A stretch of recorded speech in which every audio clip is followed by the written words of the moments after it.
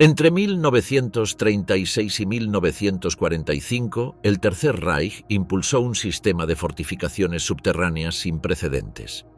Desde las costas atlánticas hasta las montañas de Silesia, Alemania excavó búnkers capaces de resistir ataques aéreos, proteger centros de mando y albergar industrias completas bajo tierra. Esta estrategia transformó el subsuelo europeo en un frente paralelo, invisible pero decisivo. Al terminar la guerra, parte de esa infraestructura fue destruida o desmantelada. Otra quedó fuera de los registros oficiales. Durante décadas nadie volvió a entrar. Fue solo a comienzos del siglo XXI cuando comenzaron a reaparecer restos de ese mundo oculto, conservado bajo tierra con una precisión que sorprendió incluso a los investigadores. ¿Qué papel iba a cumplir este sistema si el Reich sobrevivía? ¿Por qué muchas de sus estructuras nunca se documentaron por completo? ¿Y qué revelan hoy los lugares que han vuelto a salir a la luz? El imperio subterráneo del Reich. ¿Por qué Hitler construyó búnkers ocultos? Bajo 3 metros de arena danesa el tiempo se había detenido desde 1945. Cuando las tormentas del invierno de 2008 azotaron la costa de Hohwig, las olas arrastraron siglos de sedimento acumulado, revelando lo que la naturaleza había ocultado durante más de 6 décadas. Tommy Castle, un electricista convertido en aficionado a la historia, fue uno de los primeros en descender por las escaleras de hormigón hacia lo que describió como el corazón de una pirámide con momias alrededor. Lo que emergió de esas dunas erosionadas no era un hallazgo aislado, sino una ventana hacia el proyecto de ingeniería subterráneo más ambicioso de la historia moderna. Entre 1936 y 1945, el Tercer Reich desarrolló una red de búnkers subterráneos cuya escala y sofisticación técnica no tenían precedentes en Europa. Estas estructuras, lejos de ser simples refugios, representaban un sistema completo de comando, defensa, producción y resistencia ante la ofensiva aliada. La obsesión nazi por las infraestructuras subterráneas comenzó con la política de rearme, iniciada en 1935. Bajo la supervisión de Fritz Todt y la Organisation Todt, se planificaron las primeras estructuras militares defensivas permanentes. La línea Sigfrido en el oeste y las defensas en la frontera oriental marcaron apenas el inicio de una transformación radical en la estrategia defensiva alemana. El punto de inflexión llegó tras la invasión de Francia en 1940. Hitler ya no quería simplemente defender territorios, buscaba crear un sistema de búnkers que garantizara la supervivencia del aparato militar alemán en caso de guerra total. En 1942, tras la muerte de Todt en un accidente aéreo, Albert Speer asumió la dirección del Ministerio de Armamento y Municiones. Con el incremento exponencial de los bombardeos aliados sobre ciudades industriales alemanas, Speer ordenó la descentralización radical de la producción armamentística. La solución fue revolucionaria: trasladar fábricas completas al subsuelo. Así nació el concepto de fábricas bajo tierra. Estructuras ciclópeas camufladas, impermeables, enterradas en montañas, túneles o colinas, capaces de resistir incluso impactos directos de bombas de alto tonelaje. El Reich había decidido apostar por una guerra subterránea que cambiaría para siempre el concepto de fortificación militar. El liderazgo técnico del programa subterráneo nazi recaía sobre una jerarquía claramente definida. Adolf Hitler actuaba como impulsor último de todo programa arquitectónico y militar del Reich. Su visión estratégica era obsesiva con la idea de un Reich milenario capaz de resistir cualquier ofensiva. En sus directivas personales exigía que los búnkers pudieran operar aislados, sin contacto con el mundo exterior durante semanas o meses enteros. Fritz Todt, como ingeniero jefe del régimen, diseñó la estructura centralizada de la Organisation Todt, la entidad constructora más poderosa del Reich. Bajo su dirección, se estandarizaron los planos de los primeros búnkers del oeste y se definieron protocolos técnicos para la construcción en terrenos difíciles. Sus manuales técnicos establecían especificaciones rigurosas según el nivel de amenaza del área y la función estratégica de cada instalación. Albert Speer heredó y expandió esta visión con pragmatismo industrial. Su contribución más significativa fue el traslado masivo de industrias críticas bajo tierra. Sus instrucciones técnicas indicaban que cada fábrica subterránea debía ser autónoma, electrificada, protegida de ataques aéreos y conectada por ferrocarril con el resto del Reich. Las órdenes técnicas estaban codificadas en directrices escritas, enviadas desde el Ministerio del Armamento a los ingenieros de campo de la Organisation Todt. La selección de ubicaciones para estos búnkers subterráneos seguía criterios técnicos rigurosos desarrollados por equipos multidisciplinarios. Geólogos especializados, ingenieros militares y oficiales de la OT analizaban 3 factores críticos que determinarían el éxito o fracaso de cada instalación. La estabilidad geológica constituía el fundamento técnico esencial. Las regiones con subsuelos calcáreos o de granito compacto eran las más codiciadas por su resistencia natural a la excavación y su capacidad de soporte estructural. El macizo del Harz fue seleccionado para el complejo Mittelbau-Dora por su solidez natural, ideal para excavar galerías de alta resistencia sin riesgo de colapso. En Austria, el túnel de Bergkristall se excavó en roca dura para evitar filtraciones y garantizar estabilidad estructural durante décadas. El camuflaje natural constituía el segundo pilar estratégico. Las zonas boscosas, montañosas o con abundante vegetación ofrecían ventajas inmediatas frente a la detección aérea aliada. En Polonia, la ubicación del cuartel general de Hitler, la Wolfschanze, se eligió precisamente por su aislamiento geográfico y cubierta forestal natural. Estas áreas reducían significativamente la visibilidad desde el aire y complicaban las operaciones de bombardeo de precisión. La accesibilidad ferroviaria representaba el tercer pilar logístico fundamental. Todo complejo subterráneo debía estar conectado directamente a una red ferroviaria existente o planificada. Las entradas eran diseñadas para permitir el acceso directo de trenes de suministros, como en la Coupole o en el complejo de Eperlec. Esto garantizaba el transporte eficiente de materiales de construcción, maquinaria pesada y, posteriormente, armamento y personal técnico especializado.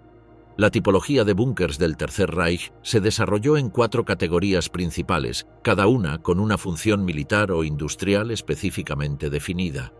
Los búnkers de comando servían como centros neurálgicos del alto liderazgo nazi. El más emblemático fue el Führerbunker berlinés, construido en fases entre 1936 y 1944, compuesto por 2 niveles diferenciados y protegido por muros de 4 metros de espesor.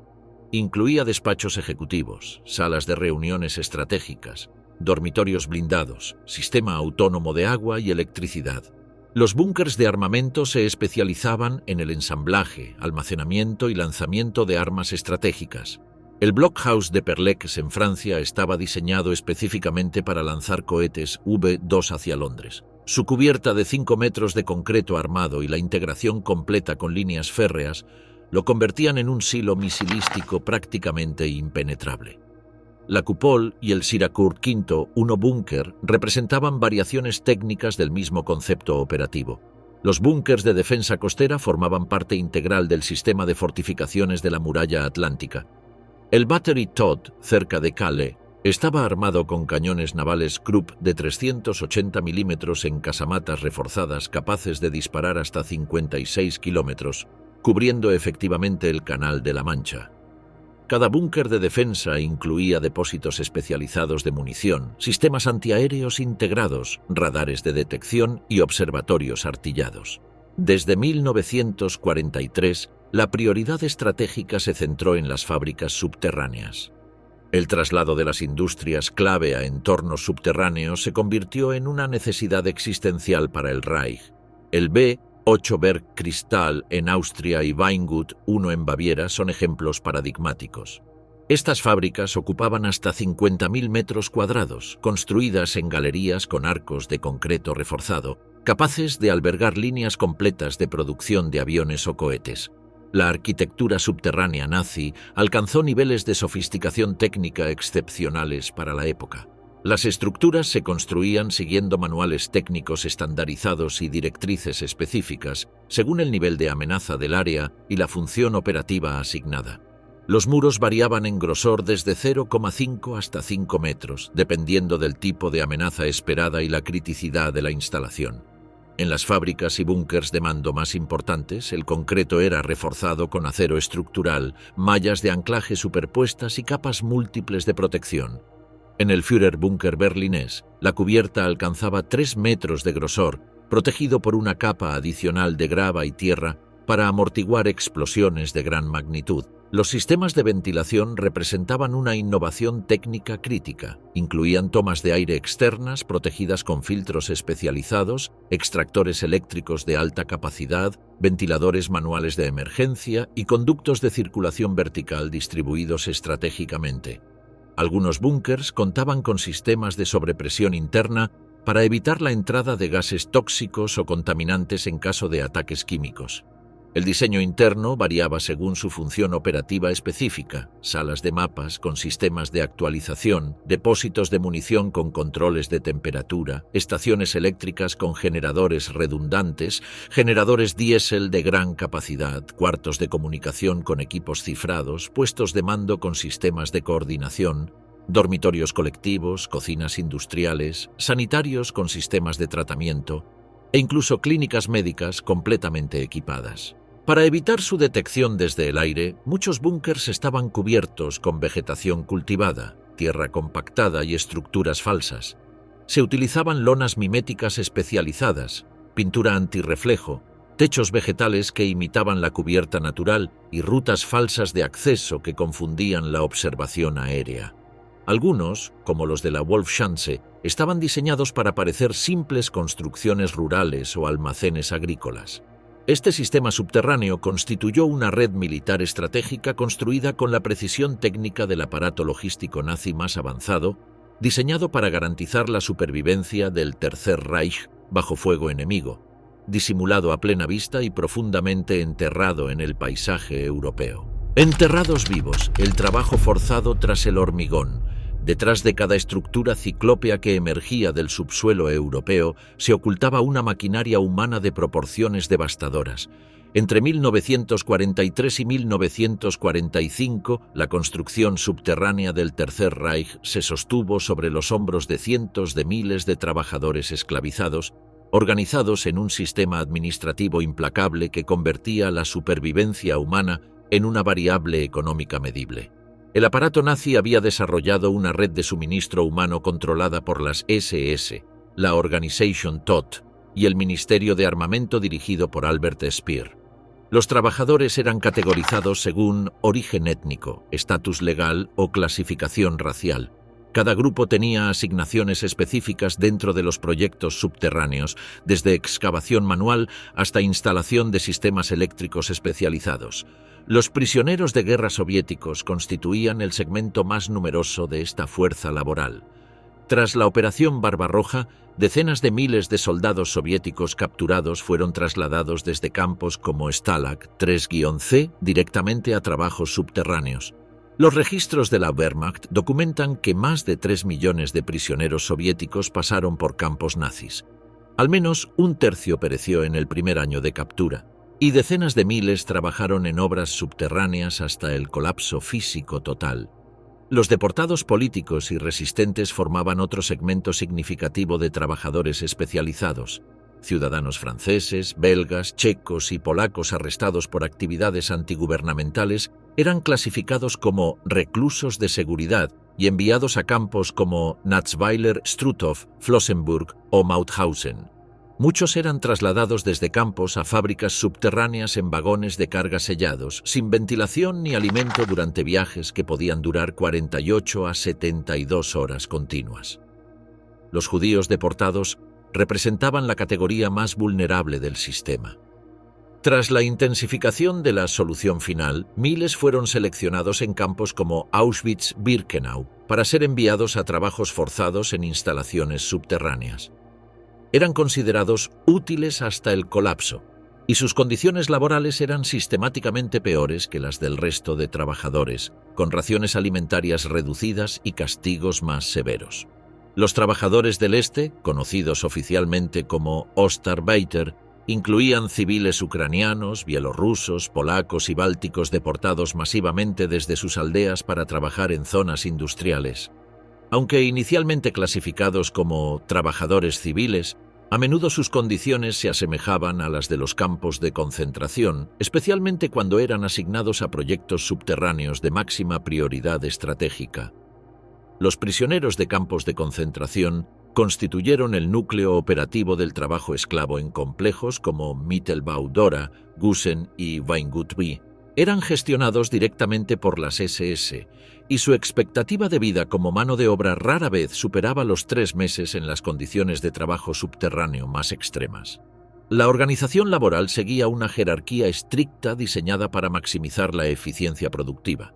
Los supervisores nazis eran asistidos por capos, prisioneros con autoridad delegada que organizaban grupos de 20 a 100 hombres llamados comandos. Estos grupos trabajaban por objetivos específicos: excavación manual, transporte de materiales pesados, cimentación con hormigón, instalación eléctrica especializada, montaje de maquinaria industrial. El sistema de capos creaba una estructura de control interno que maximizaba la eficiencia mientras minimizaba la supervisión directa alemana. Mittelbau-Dora, inaugurado en 1943, se convirtió en el centro de trabajo forzado más representativo del sistema subterráneo nazi. Construido dentro del monte Konstein, en el norte de Turingia, su objetivo era producir cohetes V2 en una planta secreta llamada Mittelberg. En su punto máximo operativo, más de 60.000 prisioneros pasaron por el campo. Las condiciones iniciales eran tan brutales que durante los primeros 6 meses no existían barracones. Los prisioneros dormían directamente en los túneles, expuestos al polvo de roca, gases de excavación y temperaturas extremas que fluctuaban según la estación. Los documentos de las SS y de la Inspección de Campos revelan una mortalidad de entre 200 y 300 internos diarios durante los primeros meses de funcionamiento. Las muertes eran oficialmente atribuidas a colapsos físicos, derrumbes accidentales, accidentes con explosivos y asfixia por gases, aunque los registros médicos internos muestran que la malnutrición y el agotamiento extremo eran las causas predominantes de fallecimiento. Gusen 1, 2 y 3, subcampos administrativos de Mauthausen, estaban directamente vinculados a la construcción del complejo Bergkristall en St. Georgen an der Gusen. Este complejo subterráneo estaba destinado a la producción del avión a reacción Messerschmitt Me-262. Bergkristall se excavó bajo una colina rocosa y fue una de las mayores obras subterráneas del Reich. Más de 50.000 metros cuadrados distribuidos en varios niveles, accesibles por túneles ferroviarios que permitían el transporte directo de componentes. Los registros internos muestran que aproximadamente 8.500 trabajadores forzados fueron utilizados en su construcción. Las muertes se producían por colapso físico debido al esfuerzo extremo, trabajos sin ventilación adecuada, derrumbes de túneles y enfermedades pulmonares causadas por la inhalación de polvo de roca. El polvo de la piedra caliza y la ausencia total de protección respiratoria provocaban neumonía y asfixia progresiva. Los trabajadores especializados, como físicos, químicos e ingenieros, eran seleccionados específicamente por su conocimiento técnico, pero enfrentaban las mismas condiciones letales que el resto.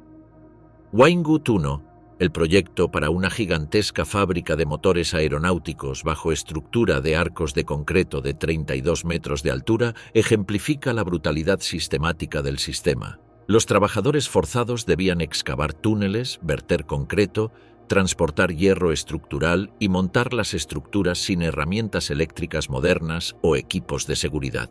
El Tribunal de Guerra de Dachau documentó en 1947 la muerte de más de 3.000 prisioneros por agotamiento y maltrato solo en la fase inicial de construcción. Las jornadas laborales se extendían entre 12 y 14 horas continuas, frecuentemente sin pausas para descanso o alimentación. En Dora, el sistema operaba en turnos dobles. Mientras un grupo dormía 4 horas, el otro trabajaba y luego se intercambiaban posiciones sin transición. No se permitía conversación durante el trabajo. Las órdenes eran transmitidas por los capos mediante gritos, y la interrupción del ritmo de trabajo podía significar una golpiza o el aislamiento en celdas subterráneas sin ventilación. Las raciones diarias eran calculadamente insuficientes para sostener el esfuerzo físico requerido. En Bergkristall se documenta que los prisioneros recibían sopa aguada y entre 300 y 400 gramos de pan por día. La pérdida de peso era dramática. En un mes, un adulto sano podía perder hasta 15 kilogramos. La malnutrición avanzada convertía a los trabajadores en musulmanes. el término que los prisioneros utilizaban para describir a quienes habían perdido toda esperanza y capacidad de resistencia física. El castigo más habitual era el poste, atar al prisionero por las muñecas con las manos hacia atrás, suspendido por horas hasta la dislocación de hombros.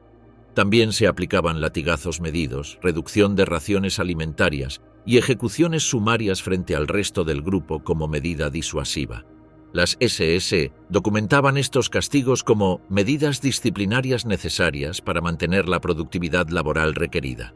El polvo de piedra y la humedad constante generaban enfermedades respiratorias crónicas. En Dora se detectaron decenas de casos de silicosis avanzada entre trabajadores que sobrevivieron más de 6 meses. Las epidemias de tifus y disentería eran frecuentes y deliberadamente ignoradas por la administración médica del campo. El 30% de las muertes en Mauthausen entre 1943 y 1944 se atribuyen oficialmente a enfermedades gastrointestinales causadas por agua contaminada y comida en descomposición. Las SS llevaban un registro meticuloso de cada trabajador, número de identificación personal, nacionalidad, productividad laboral, castigos aplicados y fecha de fallecimiento. La WHA clasificaba a los prisioneros según su capacidad para trabajos duros y los derivaba a proyectos específicos según las necesidades de producción inmediata. Existen órdenes firmadas por Oswald Pohl estableciendo cuotas de producción, objetivos diarios y penalidades por retrasos, implicando directamente a las empresas privadas que contrataban los servicios de la Organisation Todt. El transporte de mano de obra entre campos y obras se realizaba en trenes de carga adaptados. Prisioneros seleccionados en Auschwitz, Buchenwald, Flossenbürg o Sachsenhausen eran transportados en vagones sellados, sin ventilación ni comida. Los viajes podían durar hasta 72 horas. Al llegar, los cuerpos sin vida eran descargados junto a los vivos. El stock humano se reponía constantemente mediante transferencias regulares programadas desde diversos campos. En las semanas finales del Reich, muchas de estas transferencias terminaron en las marchas de la muerte, evacuaciones forzadas hacia el oeste bajo temperaturas gélidas y sin alimentos. En abril de 1945, en Gusen II, más de 5.000 prisioneros fueron forzados a evacuar hacia Mauthausen. Menos del 20% llegó con vida.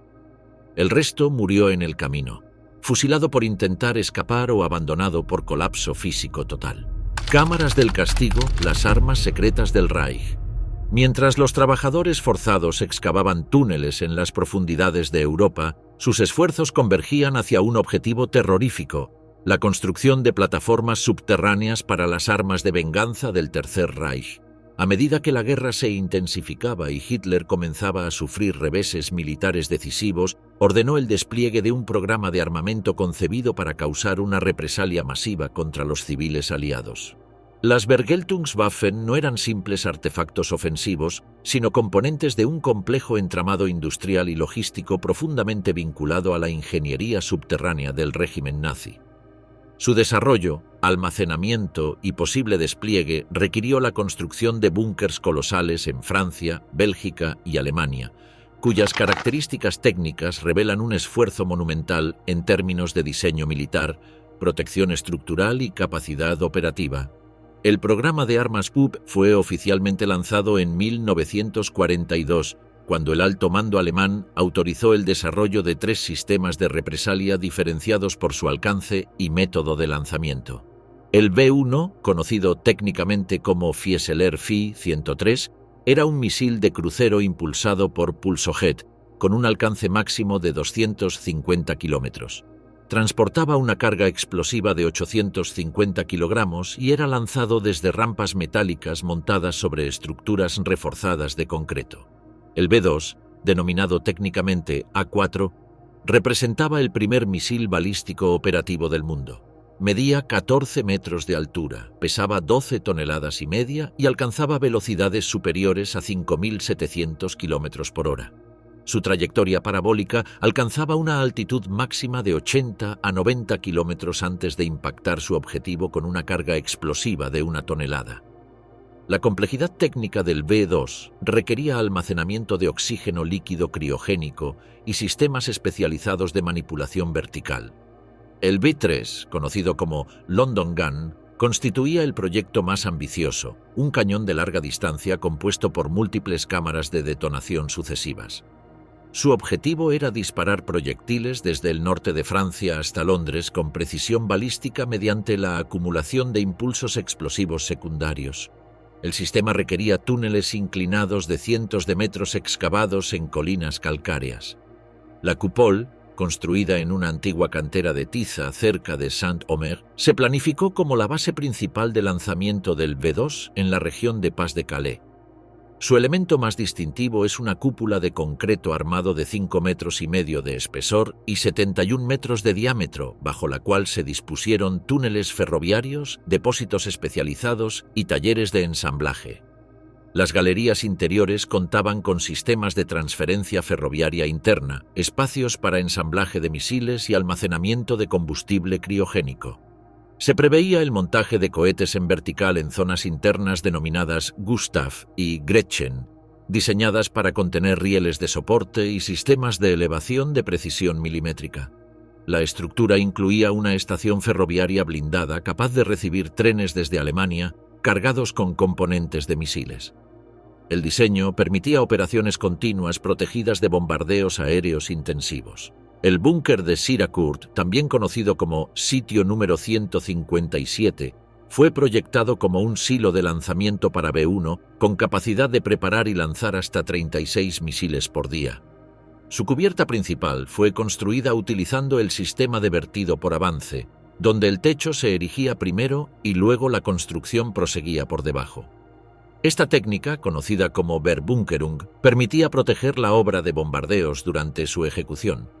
El diseño era completamente simétrico y albergaba depósitos de combustibles, áreas de ensamblaje y rampas de salida orientadas hacia Inglaterra. Las instalaciones incluían talleres de mantenimiento especializados, almacenes de repuestos, sistemas de combustible y áreas de preparación final de misiles. La estructura estaba diseñada para operaciones industriales de lanzamiento masivo. El Blockhaus de Perlec, ubicado cerca de Saint-Omer, fue la primera instalación de gran escala para cohetes V-2. Planeado como una planta de producción, almacenamiento y lanzamiento, sus muros alcanzan grosores de hasta 7 metros de hormigón armado. El complejo incluía una estación ferroviaria blindada interna, planta de producción de oxígeno líquido, salas de ensamblaje vertical, rampas de transporte, cámaras acorazadas y estructuras externas diseñadas para resistir impactos directos de bombas de 5 toneladas. La fortaleza de Mimolleques representaba la materialización del concepto B-3. Diseñada para albergar el arma de represalia más ambiciosa, consistía en un sistema de 5 túneles de 600 metros de largo perforados en una colina caliza, con una inclinación precisa de 50 grados. Cada túnel serviría como cañón subterráneo apuntando directamente hacia Londres a 165 kilómetros de distancia. El diseño requería salas de recarga, túneles técnicos paralelos, pozos de ventilación profundos y líneas ferroviarias para transporte de proyectiles especializados. La cubierta, reforzada con concreto armado, alcanzaba hasta 5 metros de espesor. El plan original contemplaba 25 cañones capaces de disparar 600 proyectiles por hora hacia la capital británica. Las instalaciones 5 fueron concebidas como fábricas militarizadas integradas con sistemas técnicos avanzados. En el caso del B-2, el cohete debía ser transportado verticalmente desde la zona de ensamblaje hasta la plataforma de lanzamiento mediante elevadores hidráulicos de precisión. Las estructuras interiores contaban con sistemas de rieles de acero anclados al hormigón, con puntos de apoyo diseñados para tolerar vibraciones de hasta 20 toneladas por impacto. La producción y almacenamiento de oxígeno líquido era fundamental para el B-2, ya que su motor utilizaba alcohol etílico y LOX como propelentes. Las instalaciones incluían tanques criogénicos enterrados con aislamiento térmico de doble cámara, cámaras de enfriamiento y estaciones de distribución blindadas. La temperatura de almacenamiento debía mantenerse a menos 183 grados Celsius mediante sistemas de refrigeración continua.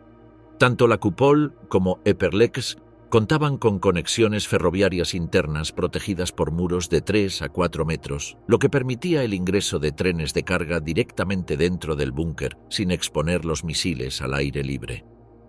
Los vagones estaban adaptados para soportar cohetes en posición vertical y piezas de repuesto especializadas. Dentro de los búnkers existían cuartos de mando con equipamiento telegráfico, estaciones de observación, paneles eléctricos y salas de verificación balística. Estas dependencias estaban aisladas del resto del complejo mediante muros con doble blindaje y puertas de acero macizo. Los sistemas de comunicación permitían coordinación directa con el alto mando en Berlín. El desarrollo de estas instalaciones fue dirigido por una élite científico-militar. El general Walter Dornberger, jefe del programa A4, fue el principal articulador del uso de estructuras subterráneas para el lanzamiento del V2. Bajo su mando, se definieron los requerimientos operativos de los búnkers, como la necesidad de almacenamiento de oxígeno líquido, protección antibomba y circulación ferroviaria interna. Werner von Braun, ingeniero jefe de la base de Peenemünde, colaboró activamente en el diseño técnico de las instalaciones. Su experiencia en balística y aerodinámica influyó directamente en los manuales de operación, donde se detallaban las condiciones de temperatura, presión y estabilidad estructural requeridas para los misiles. Los documentos técnicos incluían especificaciones precisas de carga estructural, diagramas de ventilación y órdenes logísticas para las estaciones ELOX. A pesar de los recursos colosales invertidos, ninguna de estas instalaciones subterráneas llegó a operar plenamente. Tanto la Kupol como el Blockhaus y Mimoyekes fueron bombardeados sistemáticamente por la RAF y la USAAF entre 1943 y 1944 bajo la denominada Operación Crossbow. Los servicios de inteligencia aliados habían identificado las ubicaciones a través de fotografía aérea de reconocimiento y reportes de la resistencia francesa. El Blockhaus de Perlex fue severamente dañado por una bomba Tallboy de 5 toneladas el 27 de agosto de 1943. La planta de oxígeno líquido fue destruida y la cubierta parcialmente colapsada. Las estructuras de lanzamiento quedaron inutilizadas y el complejo nunca llegó a lanzar misiles operativos. Los bombardeos continuos impidieron las reparaciones necesarias. La Kupol fue abandonada antes de su inauguración. Los sistemas interiores quedaron sin terminar y los accesos ferroviarios resultaron inutilizados por bombardeos precisos.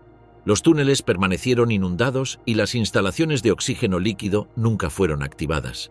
La estructura de la cúpula sobrevivió, pero los sistemas operativos internos quedaron destruidos. Mimoyekes fue parcialmente inundada y colapsada tras los ataques masivos de la RAF. Se impidió la instalación del sistema de disparo del B3 y los túneles inclinados quedaron bloqueados por escombros. El proyecto fue oficialmente cancelado en julio de 1944, antes de completar las instalaciones de recarga. Ante la imposibilidad de utilizar estas estructuras fijas, los nazis optaron por usar plataformas móviles de lanzamiento para el W2, conocidas como Meillerwagen, operadas desde bosques, pueblos abandonados o campos improvisados. Esta alternativa evitaba la dependencia de búnkers estáticos, pero reducía drásticamente la capacidad de almacenamiento y logística operativa. Entre septiembre de 1944 y marzo de 1945, se lanzaron más de 3.000 cohetes V2 desde plataformas móviles, causando más de 5.000 muertes en Londres, Amberes y otras ciudades aliadas. Sin embargo, los misiles no lograron revertir la situación militar del Reich ni detener la ofensiva aliada. Las cámaras del castigo se convirtieron en monumentos abandonados de una estrategia fallida, testimonio de la ambición técnica nazi y de la efectividad de la respuesta aliada coordinada. Túneles olvidados, descubrimientos inesperados décadas después. Durante más de medio siglo, numerosos búnkers, galerías subterráneas y complejos enterrados del Tercer Reich permanecieron ocultos bajo tierra, arena o vegetación densa. Aunque miles fueron demolidos o sellados después de 1945, otros quedaron olvidados, camuflados bajo el crecimiento natural o simplemente ignorados por autoridades locales. Desde los años 2000, avances tecnológicos revolucionarios han permitido localizar estos sitios perdidos, revelando secretos que habían permanecido enterrados durante generaciones. En mayo de 2008, Una serie de tormentas invernales extremadamente fuertes golpearon la costa oeste de Jutlandia, Dinamarca, en la zona de Høvik, próxima al Mar del Norte. Como consecuencia del desplazamiento masivo de dunas y la erosión acelerada de la línea costera, quedaron expuestos varios búnkers del muro atlántico, previamente cubiertos por hasta 3 metros de arena acumulada durante décadas. Estos búnkers formaban parte de una línea defensiva construida por la Wehrmacht entre 1942 y 1944. Su función original era detener un posible desembarco aliado en el litoral danés, aunque la mayoría nunca entró en combate real. 2 niños de 9 años, explorando las dunas después de la tormenta, fueron quienes primero notaron estructuras de concreto emergiendo de la arena erosionada. Tommy Cassow, electricista local con pasión por la historia militar, fue contactado por las autoridades y se convirtió en uno de los primeros en descender a estas cápsulas del tiempo. Describió la experiencia como entrar al corazón de una pirámide con momias alrededor. Los búnkers se encontraban en un estado de conservación extraordinario, con camas metálicas, puertas originales, sistemas eléctricos y objetos personales exactamente como fueron abandonados en 1945. El equipo de arqueólogos del Museo de Ringkøbing-Skjern documentó rápidamente las estructuras utilizando drones para mapeo tridimensional, combinados con estudios estratigráficos de la arena circundante. Las primeras imágenes revelaron búnkers completamente equipados, con uniformes colgados, botellas de schnapps a medio terminar, medicamentos contra gas mostaza, libros, llaves, martillos y hasta sellos con la imagen de Hitler. En una segunda fase, se utilizó tecnología LIDAR montada en drones para identificar otras estructuras parcialmente cubiertas a lo largo de 5 kilómetros de litoral. El análisis reveló al menos 50 búnkers adicionales, de los cuales 22 estaban completamente sellados bajo capas de arena compactada. Jens Andersson, curador del Museo Hans Tholom especializado en fortificaciones nazis, describió el hallazgo como único en Europa por el nivel de preservación de objetos cotidianos. Los búnkers se encuentran en propiedad estatal bajo la protección de la Ley danesa de Patrimonio Cultural. Sin embargo, algunos se hallan dentro de zonas protegidas por razones medioambientales. Cualquier intervención arqueológica requiere autorización del Ministerio de Medio Ambiente. Desde 2012, parte del complejo se ha convertido en atracción turística guiada, pero otras áreas permanecen cerradas por riesgo de derrumbe estructural. El redescubrimiento de la batería de Macy en Francia siguió un patrón completamente diferente. En 2004, el investigador británico Gary Stern, coleccionista de memorabilia militar, adquirió un uniforme de veterano estadounidense en una feria de antigüedades. En uno de los bolsillos halló un mapa alemán detallado que indicaba la ubicación de un complejo defensivo entre Grand Camp Macy y la costa normanda, marcado como Zona de Alta Resistencia. Tras cruzar la información con fotografías aéreas de 1944 y mapas topográficos modernos, Sterne localizó una zona boscosa privada donde las imágenes satelitales mostraban patrones anómalos en la vegetación. El terreno pertenecía a una granja local cuyos propietarios desconocían completamente la existencia de túneles o búnkers enterrados. Tras meses de negociaciones legales, Stern obtuvo permisos para excavar. El proceso de excavación se inició en enero de 2006 y se prolongó por más de 5 años.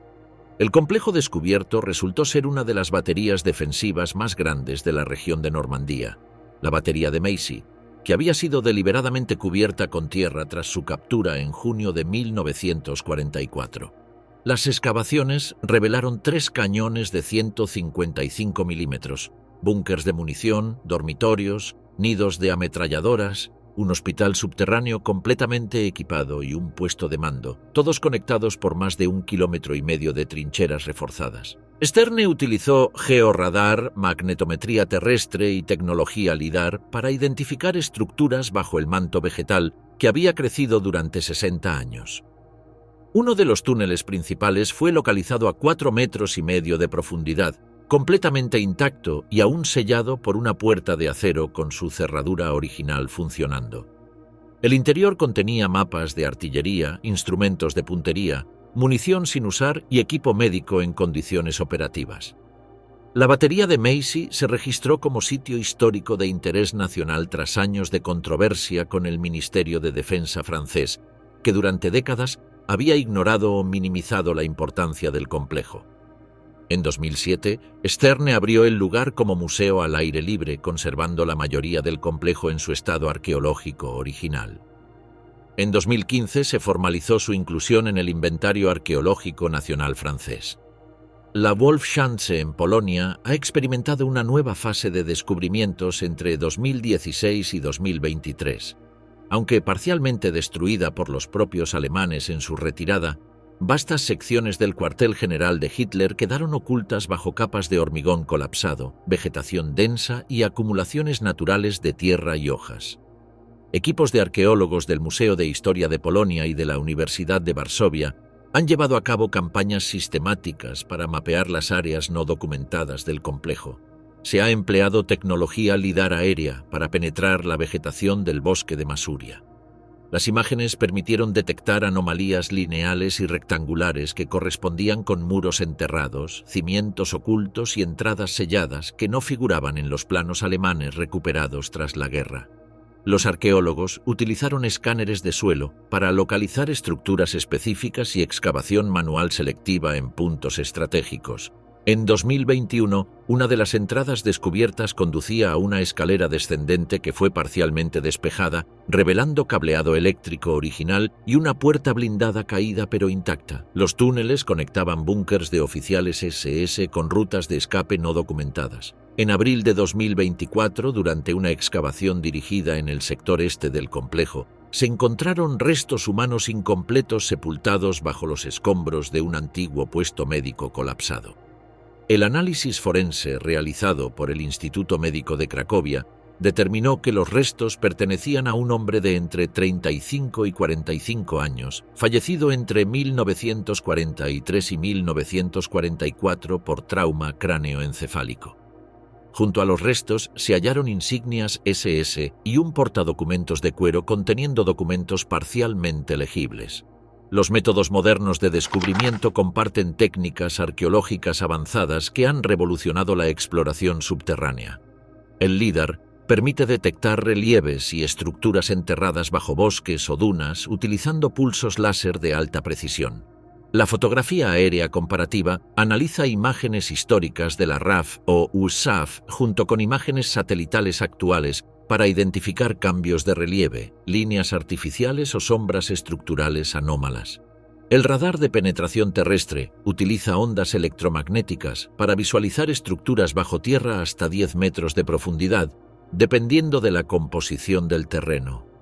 La magnetometría detecta alteraciones en el campo magnético causadas por estructuras metálicas, hormigón reforzado o depósitos enterrados de gran volumen. Los testimonios de residentes locales han sido fundamentales. Relatos de civiles, pastores, campesinos o exsoldados que recordaban entradas ocultas, sonidos subterráneos o anomalías del terreno. Los obstáculos legales y políticos complican significativamente estos descubrimientos. Gran parte de los terrenos donde se hallan búnkers pertenece a particulares o ha sido urbanizada. Las excavaciones requieren autorización legal compleja y frecuentemente se generan conflictos por la titularidad de los objetos hallados. Muchos sitios están en áreas naturales protegidas por razones medioambientales, limitando los periodos de intervención arqueológica. La presencia de munición o explosivos sin detonar dificulta el acceso seguro. Requiere intervención de expertos en desactivación y medidas de seguridad que incrementan enormemente los costos de excavación. Algunos gobiernos han minimizado o ignorado la existencia de ciertos sitios por razones políticas o porque no figuran en catálogos oficiales de defensa. En esos casos, el reconocimiento del sitio como patrimonio histórico requiere años de documentación técnica y presión académica. El acceso público a estos descubrimientos varía según la jurisdicción local. En Dinamarca, los búnkers de Høvik están parcialmente abiertos al público con tours guiados, pero las áreas más frágiles permanecen restringidas. En Francia, la batería de Macy opera como museo privado con acceso regulado. En Polonia, las nuevas secciones de la Wolfschanze, descubiertas entre 2019 y 2023, no están abiertas al público hasta completarse su estudio estructural y refuerzo de seguridad. El cuartel del Lobo, el refugio final de Hitler. En los densos bosques de Masuria, donde los pinos centenarios filtran la luz del sol en patrones cambiantes, se oculta uno de los centros de comando más importantes del Tercer Reich. La Wolfschanze no fue simplemente un búnker de guerra, fue el corazón operativo desde donde Hitler dirigió la campaña del Este, el lugar donde sobrevivió al atentado más famoso de la historia moderna y el escenario de algunos de los momentos más decisivos de la Segunda Guerra Mundial. Construida entre 1940 y 1941 en el bosque de Gierbosch, cerca de la ciudad de Ketzin, la ubicación no fue accidental. Los planificadores militares alemanes seleccionaron este sitio aplicando criterios estratégicos específicos: terreno boscoso que brindaba ocultamiento natural contra reconocimiento aéreo, acceso ferroviario directo desde Berlín, sin escalas intermedias, proximidad al frente oriental para comunicaciones tácticas inmediatas y aislamiento suficiente para crear un perímetro de seguridad autónomo de varios kilómetros. El complejo estaba organizado en 3 zonas concéntricas de seguridad denominadas Sperrkreise. El Sperrkreis 1 constituía el núcleo central, exclusivo para Hitler y su entorno inmediato. Contenía el Führerbunker personal, las dependencias de Wilhelm Keitel, Alfred Jodl, Martin Bormann y Heinrich Himmler, además del búnker de conferencias donde se reunía diariamente el Estado Mayor para revisar la situación del frente. El Sperrkreis 2 abarcaba la zona operativa ampliada. Aquí se encontraban los barracones de los oficiales del OKW, cuarteles técnicos, estaciones de radio de largo alcance, comedor general, central telefónica con conexiones cifradas, oficina de meteorología para planificación de operaciones y el hospital militar equipado para cirugías de emergencia. Esta zona incluía también los generadores eléctricos principales y las plantas de tratamiento de agua. El Sperrkreis 3 constituía la zona perimetral defensiva.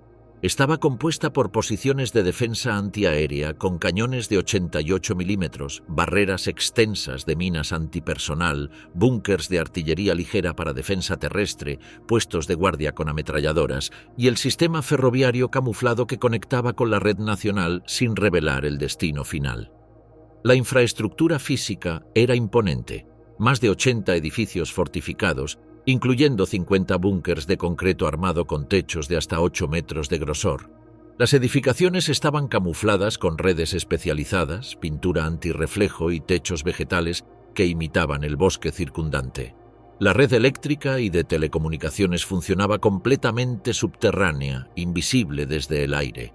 Los sistemas de ventilación incluían filtrado forzado y protección contra gas nervioso para los búnkers principales. Los refuerzos antisísmicos en los techos estaban diseñados para resistir bombas de penetración de 2 toneladas. El complejo incluía además 2 aeródromos secundarios en las cercanías y una estación ferroviaria interna que permitía viajes discretos entre Berlín y el cuartel general.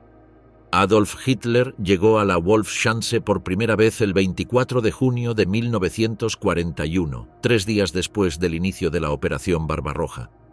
Durante los siguientes 3 años, pasó más de 800 días en el complejo, estableciendo un patrón de permanencia prolongada que lo convertía en su residencia operativa principal. Desde esta base, dirigió las operaciones más críticas del frente oriental. La coordinación del avance alemán sobre Kiev, Minsk y Leningrado se planificó desde las salas de mapas de la Wolfschanze. El planeamiento de la ofensiva sobre Stalingrado en 1942 se desarrolló en reuniones diarias donde Hitler recibía informes directos del frente por parte del OKW. Las órdenes estratégicas se transmitían directamente a los grupos de ejércitos centro y norte mediante sistemas de comunicación cifrada. La coordinación con la Luftwaffe para el despliegue de cazas nocturnos y bombardeos tácticos se realizaba desde la central de comunicaciones del complejo. Las reuniones con los jefes de SS, Himmler y Heydrich, sobre implementación de la solución final y deportaciones en el este también tuvieron lugar en estas instalaciones fortificadas. El complejo albergó a más de 2.000 personas en su punto máximo operativo, incluyendo secretarias especializadas, técnicos de radio, cocineros, guardias SS, personal de mantenimiento, intérpretes, cartógrafos y especialistas en cifrado. La vida diaria seguía rutinas militares estrictas, con horarios sincronizados para comidas, briefings y comunicaciones con otros cuarteles generales. El 20 de julio de 1944, la Wolfschanze se convirtió en escenario del intento de asesinato más famoso contra Hitler. El coronel Klaus von Stauffenberg, convencido de que Hitler debía ser eliminado para permitir una rendición negociada del Reich, ingresó a la sala de conferencias con una maleta bomba. El atentado tuvo lugar en la Lage Baracke, la sala de conferencias del Sperrkreis 1, a las 12:42 de la tarde. La sala de conferencias era una estructura relativamente liviana con ventanas abiertas, lo que redujo significativamente el efecto de la explosión. Stauffenberg había preparado 2 cargas de explosivo plástico británico con temporizador, pero solo logró activar una debido a interrupciones durante la preparación. La bomba detonó según lo planeado, pero Hitler sobrevivió con quemaduras leves, heridas en un brazo y una conmoción cerebral.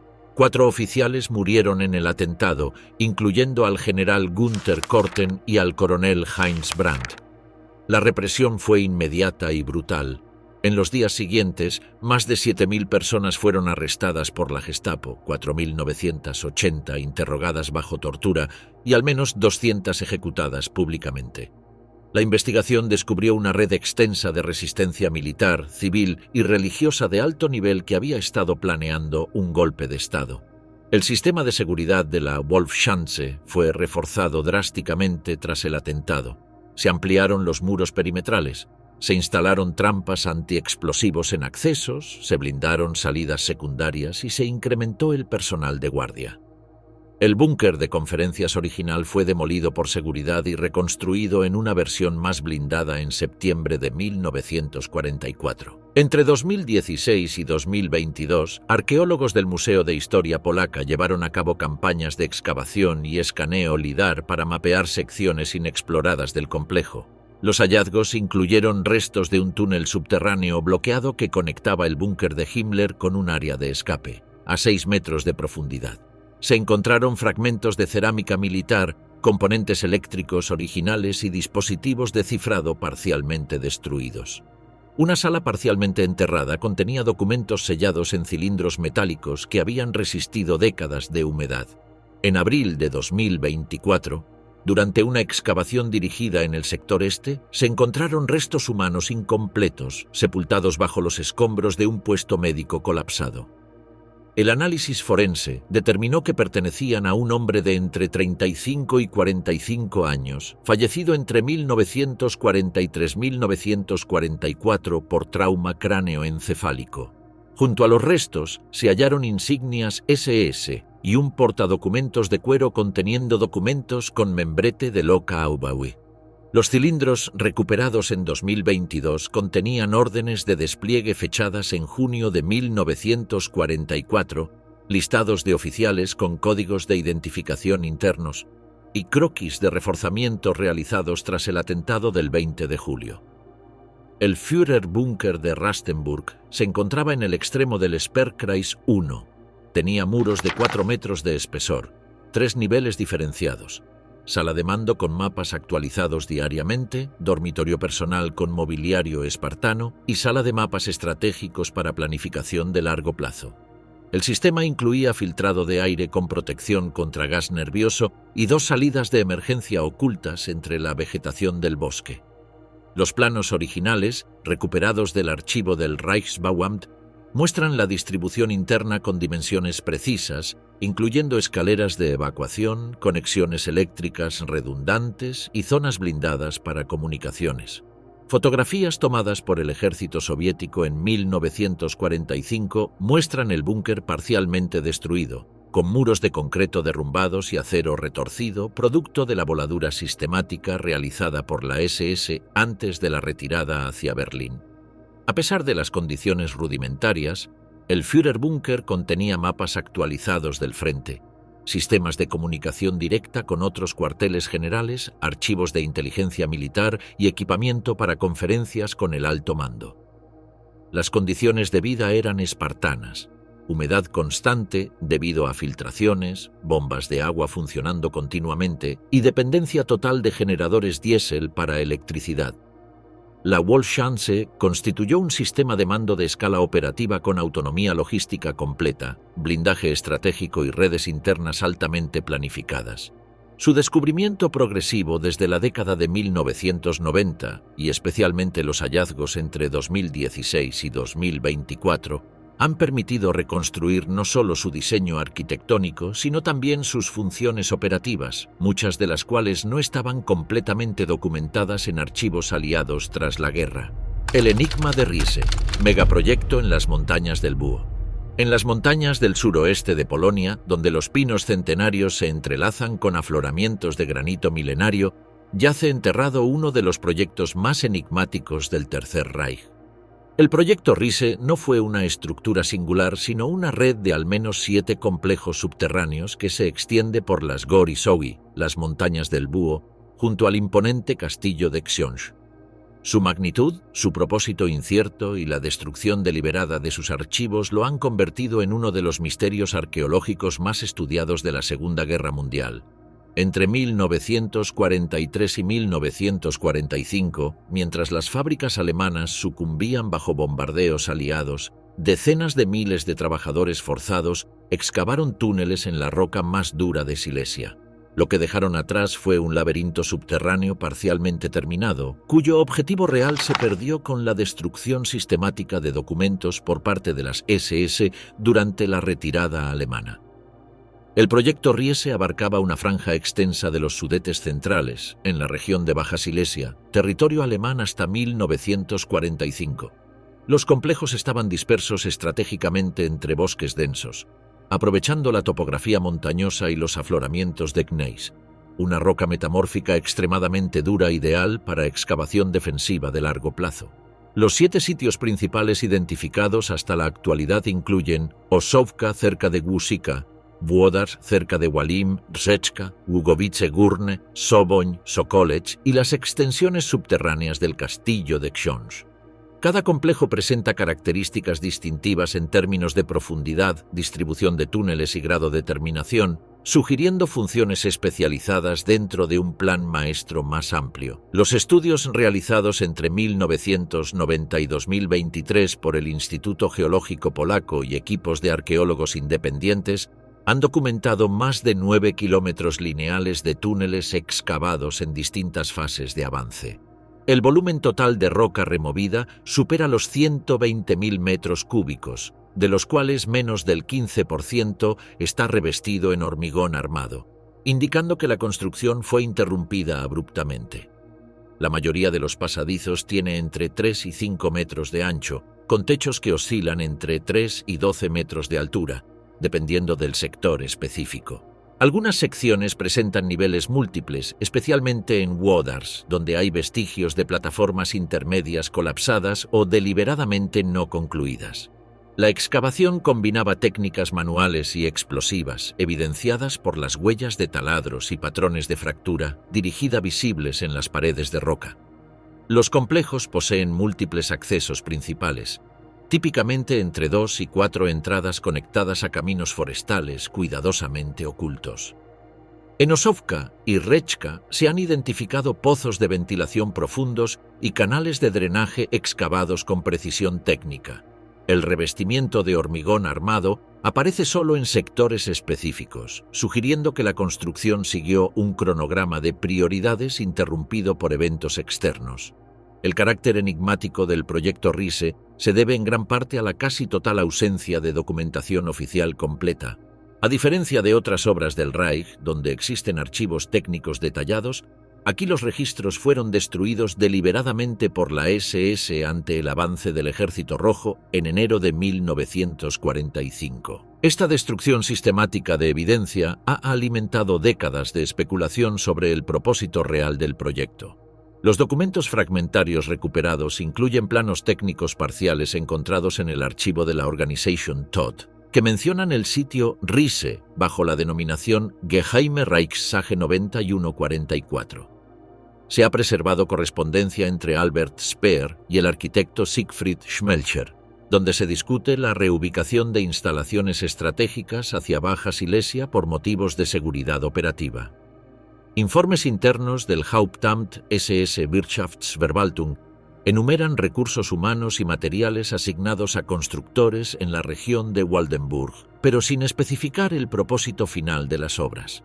Testimonios del personal SS, capturado en 1945, indican que gran parte de la documentación fue quemada en abril de ese año o transportada hacia Baviera en cajas metálicas que nunca fueron recuperadas. La ausencia de documentación completa ha generado 3 hipótesis principales sobre la función de Riese, todas respaldadas en evidencia parcial o análisis estructural. La teoría del cuartel subterráneo para Hitler sostiene que Riese fue concebido como un nuevo cuartel general a ser utilizado si Berlín quedaba amenazado. La mención del complejo en informes de Speer y la conexión subterránea planificada con el castillo de Xions, que estaba siendo remodelado simultáneamente, refuerzan esta interpretación. Se hallaron ascensores bloqueados en Xions que conectaban con túneles inferiores, sugiriendo que las obras fueron diseñadas para alojar altos mandos del Reich. Las salas más amplias de Osowka y Wodars muestran refuerzos estructurales similares a los utilizados en búnkers de mando del OKW, incluyendo sistemas de ventilación redundantes y espacios para instalaciones de comunicación avanzada. La hipótesis industrial plantea que Riese sería una planta subterránea de producción bélica, probablemente para armas de alta prioridad como los misiles 5-1 y 5-2, o motores para cazas a reacción. En 2010, arqueólogos encontraron bases de maquinaria pesada y anclajes metálicos incrustados en el suelo de Osowka, consistentes con instalaciones de líneas de montaje industrial. Las dimensiones de algunas galerías permiten la instalación de equipamiento de producción en cadena.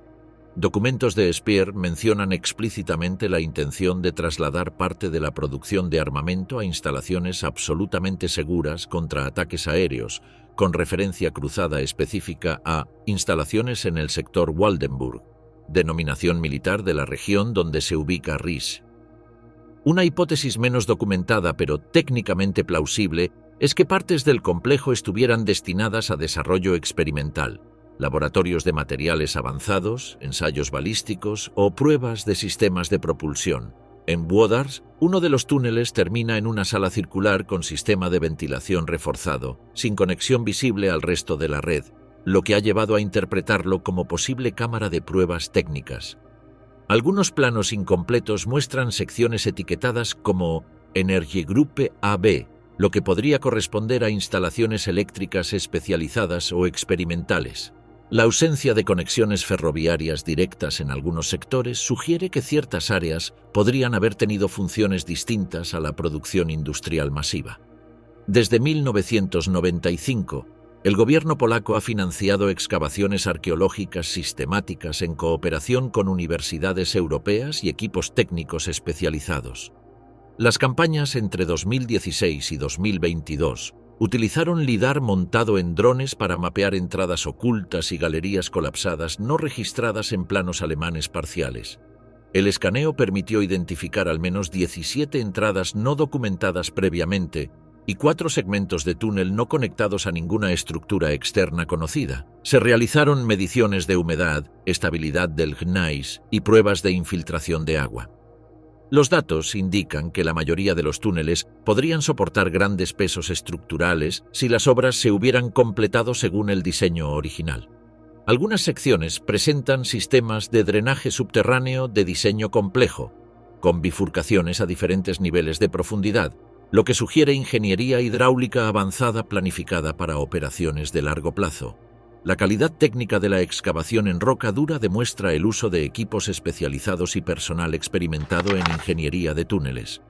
En 2014 se reiniciaron excavaciones específicas en el subsuelo del castillo de Xions, donde se localizaron 2 ascensores ocultos, una cámara circular revestida de ladrillo refractario y una escalera de escape sin registrar en los planos originales del castillo. En 2021 se halló un túnel de 60 metros que conecta el sótano del ala oeste con una galería sin terminar, a 18 metros bajo el nivel del suelo del castillo. Las excavaciones han revelado que el castillo de Xions estaba siendo modificado simultáneamente con la construcción de Riese, sugiriendo una coordinación operativa entre ambos proyectos. Los túneles de conexión estaban diseñados para permitir movimiento discreto entre las instalaciones del castillo y los complejos subterráneos, apoyando la teoría de uso como cuartel general alternativo. El proyecto Riese representa el mayor conjunto de instalaciones militares subterráneas sin terminar del Tercer Reich.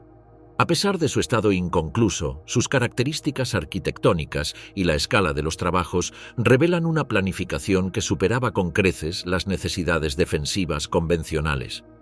Las teorías sobre su función no son mutuamente excluyentes. Es posible que Riese haya sido concebido como un centro logístico multifunción, destinado a albergar simultáneamente producción industrial, mando militar y personal de alto rango. Actualmente, 3 de los complejos están abiertos al público como museos subterráneos. Osovka, Włodarz y Rechka ofrecen rutas seguras habilitadas con iluminación moderna y medidas de seguridad. Las demás instalaciones permanecen selladas o parcialmente colapsadas, a la espera de futuras investigaciones que puedan resolver definitivamente el enigma de su propósito original.